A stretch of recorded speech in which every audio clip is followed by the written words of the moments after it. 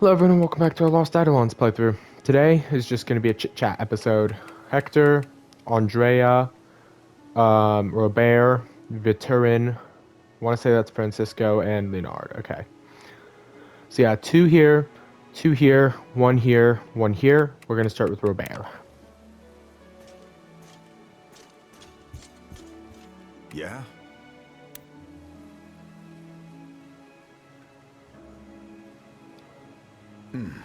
There you are. Robert. The others are waiting in the operations area. Before that, there's something I want to ask you. Go ahead. Do you think I've changed? Come again?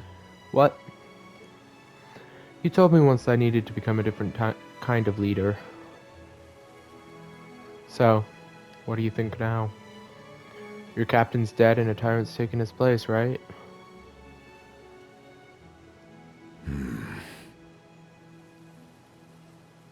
Don't worry.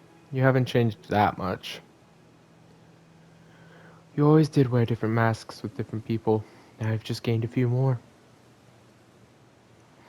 We all have. That's why everyone in this camp has set aside their own lives to follow you. That doesn't make me feel any better. I think that's the look on his face. I knew you'd say something like that. It's just, the longer this war goes on, the harder it is for me to sleep at night. I have these nightmares that we'll go home and everyone we left will be disgusted by what we become. I don't know if I could take that.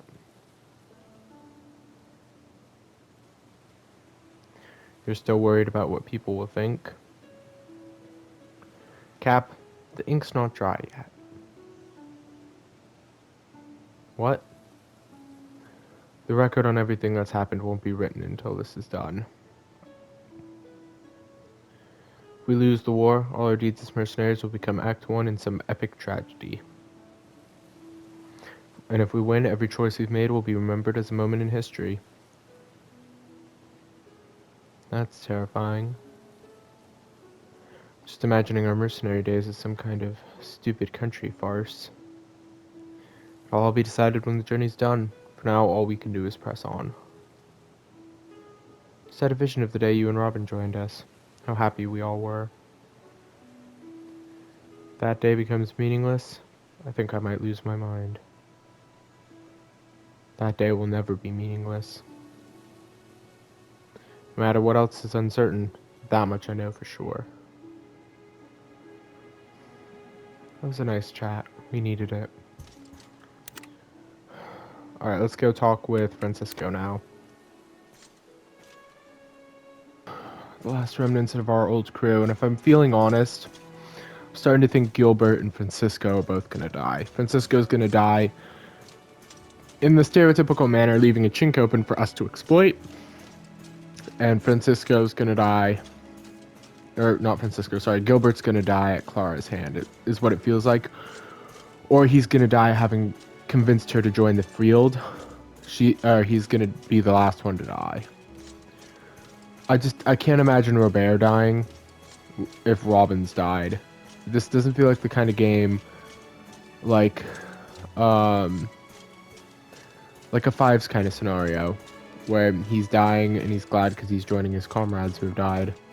This doesn't feel like that kind of game. How's it going? Thanks. Except that was a TV show, not a game, but I think the point How's it stands. going?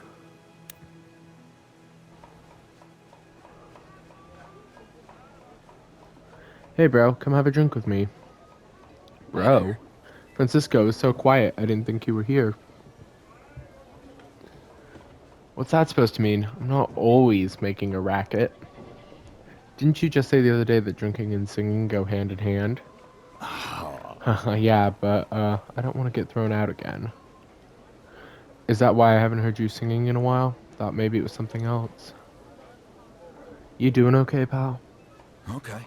I'm alright, just in one of those moods. That's not like you. What's bothering you? I kept thinking about the good old days. You know, when we were mercenaries. We were always hanging out at that tavern when whether we'd finished a job, failed a job, didn't have a job. You remember that little corner table? How could I forget? That thing was cramped. Was so cramped I could still feel the backaches. Yeah, kind of miss it though. We used to spend all night there. I'd get into such a mood I couldn't help but sing. Good mood I couldn't help but sing. Then when I started in, Robin would sing backup, Leon would swear at us, and you and Robert would always just sit back and listen. I remember. Now I've got no backup and nobody to swear at me. Drinking's not fun anymore. I just miss it, that's all. Francisco. I know how you feel. I miss them too. But it's important to remember, the rest of us are still here.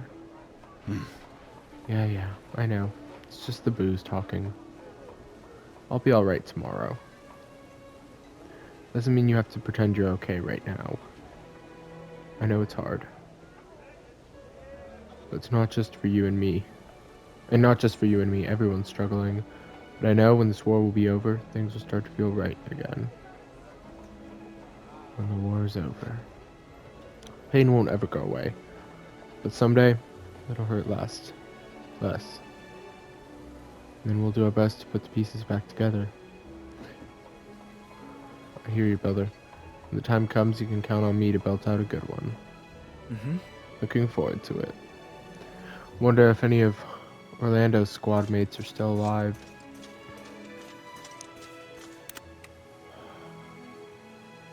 Alright, let's go talk to Andrea and then Hector.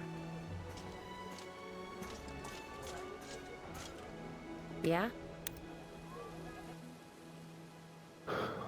You've ruined me, you know, what you said before. Every time I start talking to someone now, I catch myself thinking, what if they die tomorrow? Some people, gods, I can't even imagine what that would be like. Sarah, for sure. You mean Sarah? Yeah. Obviously. If I think about her dying, it's like my whole world goes dark. Typo there. And then I realized, that's how you must feel all the time. I'd be lying if I said it's no big deal. But I'm alright. You know what they say? Time heals all wounds. Maybe. That's a load of crap. Time doesn't fix problems, just layers them on like dust. Getting poetic on me? No, I'm being serious, Eden. Listen to me. I know you want to put on a brave face around here, but you can't keep that up forever. Eventually, all that poison's gonna build up inside of you. What happens when it explodes? You're our leader. If you fall, we all fall. So be aware of the position you're in, and be honest with your feelings. I didn't know you felt so strongly about this. Yeah. I hear you. I'll bear it in mind. If you ever need someone to talk to about it, if it gets too, I don't know, lonely or whatever, I'm here. Alright then, next time I'm feeling teary, you'll be the first person I run to. Little joke there, huh? Alright, let's go talk to Hector. Good job taking down both Rosalina and Gio, by the way. Hector, you fought alongside Battlestar from the beginning, right? Yeah. Don't remind me. How did you come to join his army? Not Battlestar's, Soros. He wasn't so bad when Isora was in charge. I mean, I never liked him, but for a while I thought he was the real deal. I'm listening. Meaning? Good leader, good warrior, kind of man who could unite people. But he's not. He's just a stubborn, self-righteous bastard. Yeah, we're agreed on that. You want to beat a monster like that? You've got to be as ruthless as him. Anyone who tells you otherwise is dreaming. Well, I am going to give him a gift. Wholesome honey liqueur. Get some drinks in you, buddy.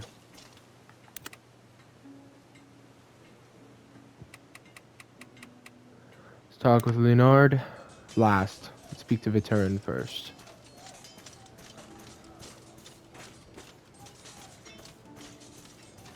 You have my Alrighty. attention.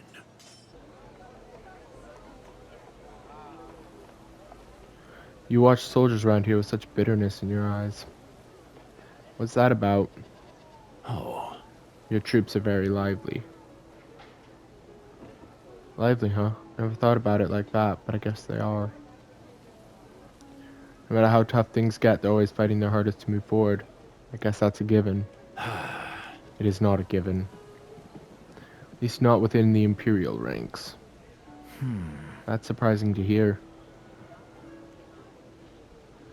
Kaspar's troops always seem so disciplined. That particular bar wasn't set very high.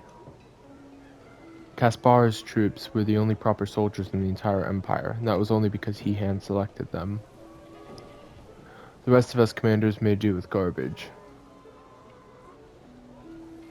What do you mean by that?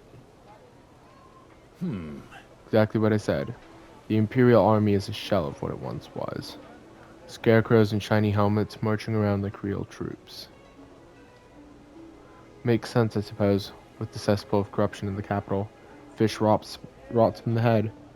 Now hang on, your troops gave ours a hell of a fight at Furta Gate. If it weren't for that trick with the envoy, I don't think we would even have gotten through.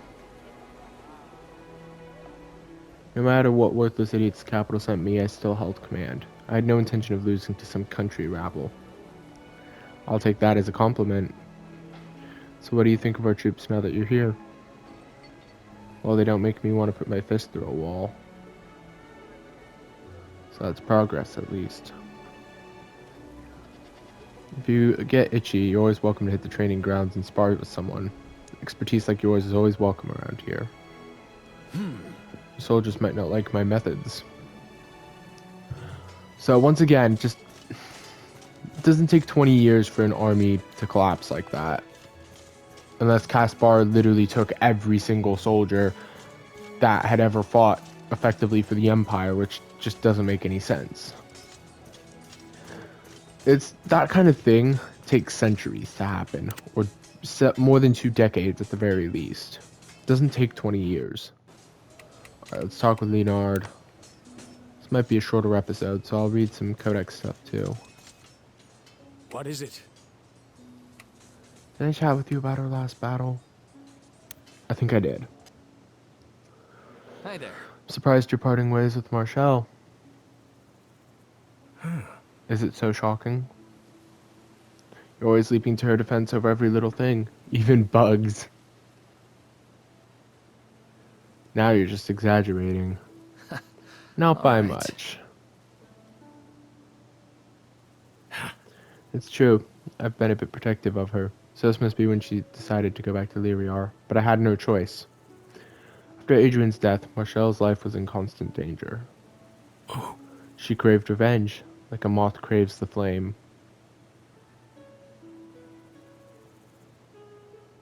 Spent as much time guarding her from external threats as I did from herself. Though sometimes I wonder if my presence was more burden than boon. I face an unwelcome reminder of the brother she'd failed, as hers was for me.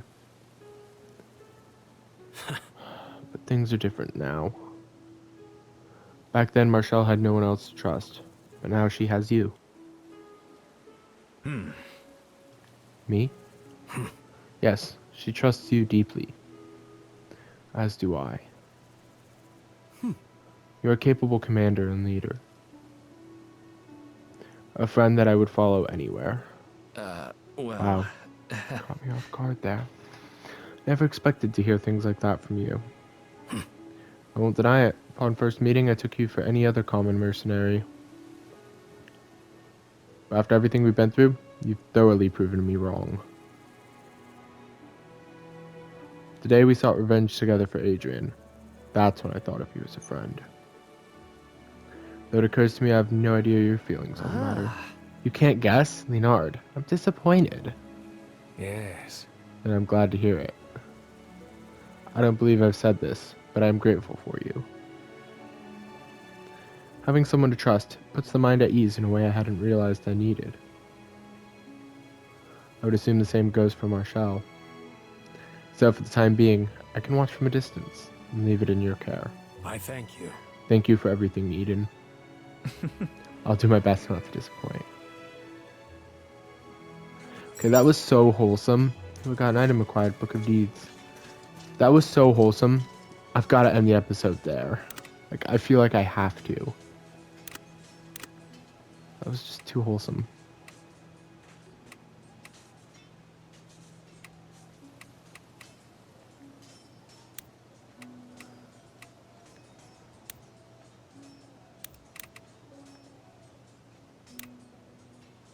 Might as well read Book of Deeds. Long before the Empire's ascent, House Bayardine ruled the region. Wealthy aristocrats, they hoarded their fortunes, and there soon came a time when the family's heads struggled to produce an heir. Vowing to change their ways, they prayed for a miracle and were soon blessed with a radiant daughter. Yet rather than uphold their promise, they became gripped by newfound paranoia and grew obsessed with sheltering her from the world. On the eve of her 16th birthday, a blinding vision appeared before the family. As punishment for breaking their oath, their daughter's soul was taken captive. Her parents begged the chance to earn forgiveness. In response, they were given a blank ledger book and told that when all of its pages were filled with good deeds, the girl's soul would be free. Each time they finished a page, the book erased another, ensuring that their work would never be complete. Florient Historia, Folktales of There We Are. Till next time.